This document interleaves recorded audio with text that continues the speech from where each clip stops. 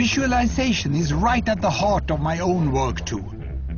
I teach global health. And I know having the data is not enough. I have to show it in ways people both enjoy and understand. Now, I'm going to try something I've never done before. Animating the data in real space, with a bit of technical assistance from the crew. So, here we go. First, an axis for health, life expectancy, from 25 years to 75 years. And down here, an axis for wealth, income per person, $400, $4,000, and $40,000.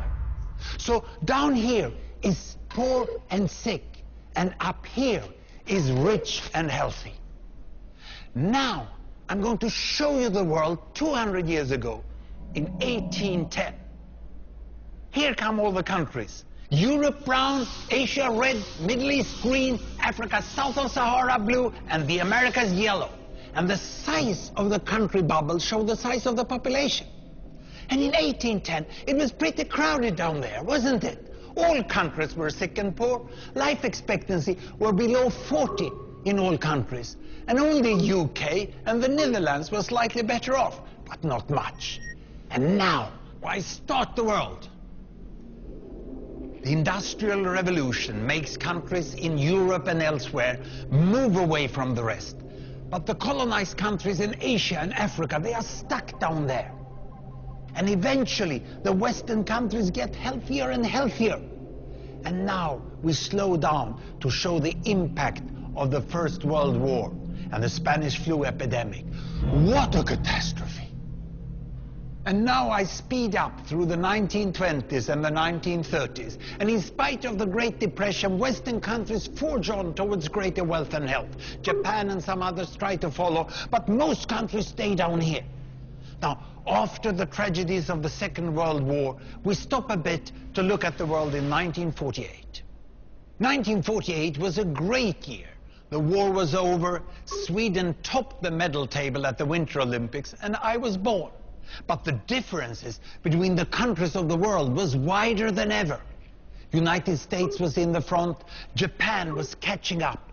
Brazil was way behind, Iran was getting a little richer from oil, but still had short lives. And the Asian giants, China, India, Pakistan, Bangladesh and Indonesia, they were still poor and sick down here. But look what is about to happen. Here we go again. In my lifetime, former colonies gained independence, and then finally they started to get healthier and healthier and healthier. And in the 1970s, then countries in Asia and Latin America started to catch up with the Western countries. They became the emerging economies. Some in Africa follows. Some Africans were stuck in civil war and others hit by HIV. And now we can see the world today in the most up-to-date statistics. Most people today live in the middle, but there are huge differences at the same time between the best of countries and the worst of countries. And there are also huge inequalities within countries. These bubbles show country averages, but I can split them. Take China, I can split it into provinces. There goes Shanghai. It has the same wealth and health as Italy today. And there is the poor inland province Guizhou. It is like Pakistan. And if I split it further, the rural parts are like Ghana in Africa. And yet, despite the enormous disparities today, we have seen 200 years of remarkable progress. That huge historical gap between the West and the rest is now closing. We have become an entirely new converging world. And I see a clear trend into the future. With aid, trade, green technology and peace, it's fully possible that everyone can make it to the healthy, wealthy corner. Well, what you just seen in the last few minutes is a story of 200 countries shown over 200 years and beyond. It involved plotting of 120,000 numbers. Pretty neat, huh?